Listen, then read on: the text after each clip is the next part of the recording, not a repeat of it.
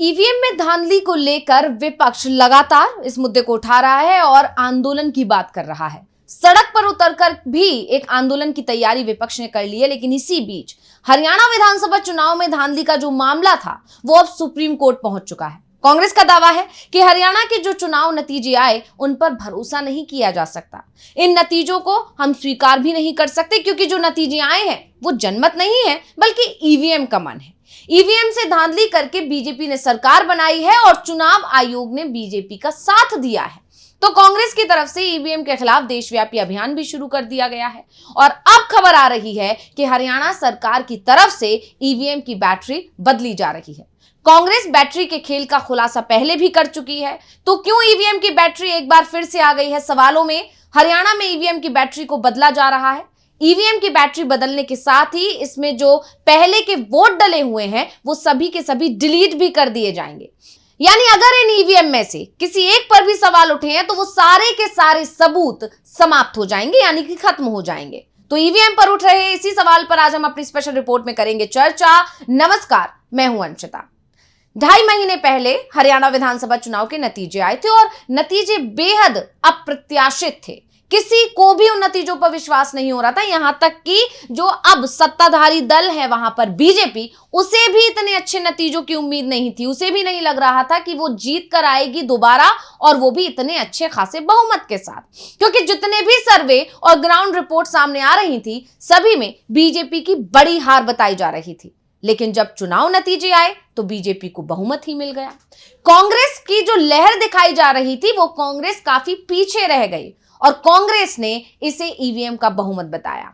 जिस दिन नतीजे आए, जब रुझान आना शुरू हुए तो उन रुझानों में ये साफ देखा जा रहा था कि कांग्रेस आगे निकल रही है। यहां तक कि 70 सीटों पर लगभग कांग्रेस आगे थी। लेकिन उसके बाद जैसे जैसे ईवीएम की काउंटिंग शुरू हुई और उसके बाद तो नतीजे पलटते चले गए और इसीलिए कांग्रेस ने बिना देरी किए उस मुद्दे को जोरों से उठाया और शाम को ही पवन खेड़ा ने बाकायदा एक प्रेस कॉन्फ्रेंस की और ये आरोप लगाया कि जिन ईवीएम की बैटरी 99% चार्ज थी उनमें बीजेपी की जीत हुई है। यानी कि ईवीएम में कुछ ना कुछ गड़बड़ी तो की गई है और जिन ईवीएम्स की बैटरी कम थी यानी 40-50% तक चार्ज थी वहां पर कांग्रेस की जीत हुई है। यही नहीं, काउंटिंग सेंटर्स के सामने से कांग्रेस के कई नेताओं के प्रदर्शन की तस्वीरें और वीडियोस भी सामने आए।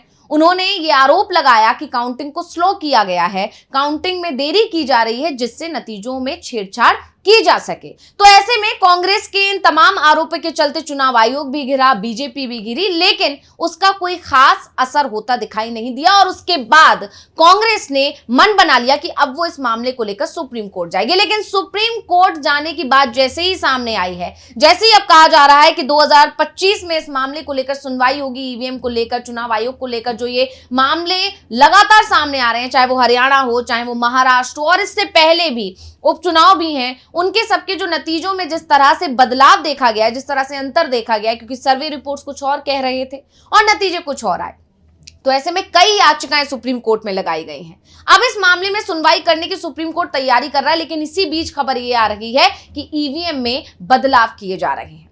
कांग्रेस ने उस समय भी आरोप लगाया था कि कई जगह उनकी आपत्तियों के चलते काउंटिंग रोकी गई थी। जिन मशीनों में गड़बड़ी थी उससे सारे वोट बीजेपी के खाते में गए। इसके लिए उन्होंने चुनाव आयोग से इन सीटों पर रिकाउंटिंग कराने की मांग भी की, लेकिन चुनाव आयोग ने इसे पूरी तरह खारिज कर दिया। कांग्रेस ने बाकायदा कुल 20 विधानसभा सीटों की ईवीएम काउंटिंग पर सवाल खड़े किए थे।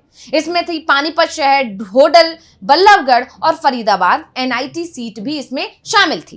कांग्रेस ने उन ईवीएम मशीनों पर भी सवाल खड़े किए जिनमें मतगणना वाले दिन 90% से ज्यादा बैटरी थी। कांग्रेस ने अंदेशा जताया कि इन मशीनों के साथ छेड़छाड़ की गई है। यही नहीं, हरियाणा कांग्रेस के अध्यक्ष उदय मान ने भी कहा कि यहां चुनाव में जो भी ईवीएम इस्तेमाल हुए उन्हें हैक किया गया था। कांग्रेस की तरफ से ईवीएम के खिलाफ सबूत चुनाव आयोग को सौंपे गए थे और इसके साथ ही पार्टी की तरफ से पूरी चुनाव प्रक्रिया पर सवाल खड़े किए गए थे। लेकिन कांग्रेस के सबूतों को चुनाव आयोग की तरफ से खारिज कर दिया गया और कहा गया कि कांग्रेस लोगों को भड़काने का काम कर रही है। वैसे कांग्रेस ने जिन 20 सीटों के नतीजों में हेराफेरी के आरोप लगाए थे उनमें जितने सवाल ईवीएम को लेकर थे उतने ही उसकी बैटरी को लेकर थे, क्योंकि जिन ईवीएम की बैटरी 99% थी बीजेपी वहीं जीत रही थी। ये भी कहें कि 99% बैटरी चार्ज रहने वाली ईवीएम ने ही हरियाणा में बीजेपी की सरकार बनवा दी।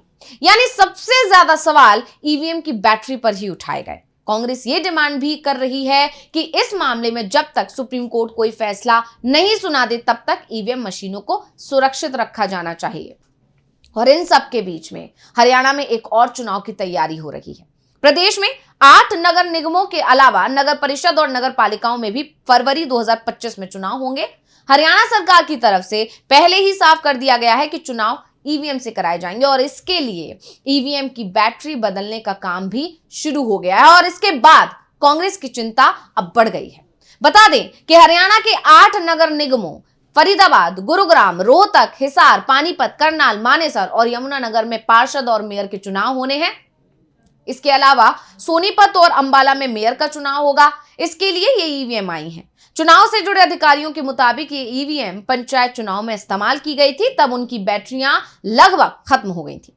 हिसार नगर निगम की बात करें तो हैदराबाद से चुनाव आयोग की तरफ से 10 इंजीनियरों की टीम भेजी गई है। ये टीम 3 टेक्निकल कर्मचारियों को ईवीएम चलाने का प्रशिक्षण देगी और ये 3 कर्मचारी आगे जिले में कर्मचारियों को प्रशिक्षण देंगे। नगर निगम में आई टेक्निकल टीम 8 दिन तक फर्स्ट लेवल चेकिंग यानी एफएलसी करेगी। निगम इंजीनियरों के अनुसार इसके बाद कुछ लेवल की चेकिंग शुरू की जाएगी। ईवीएम का पुराना डेटा डिलीट किया जाएगा, उनके बटन काम कर रहे हैं या नहीं ये भी चेक किया जाएगा और इसके अलावा टीम ये भी जांच कर रही है कि किसी ईवीएम का बटन खराब या दूसरी कोई तकनीकी समस्या तो नहीं है। इसके बाद अधिकारियों के साइन करवाकर उनकी मौजूदगी में मशीनों को सील कर दिया जाएगा। निर्वाचन आयोग की ओर से हिसार के पंचायत भवन क्षेत्र में जिला विकास एवं पंचायत अधिकारी के अंतर्गत रखी ईवीएम को अलग अलग स्थानों पर भेजा गया है।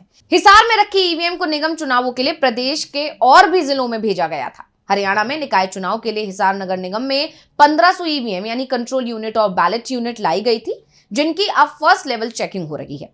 इनके अलावा हिसार से अंबाला में 400 ईवीएम, सोनीपत में 450 ईवीएम और गुरुग्राम में केवल 300 बैलेट यूनिट भेजी गई थी। इसके अलावा फरीदाबाद से झज्जर, पलवल में ईवीएम भेजी गई है।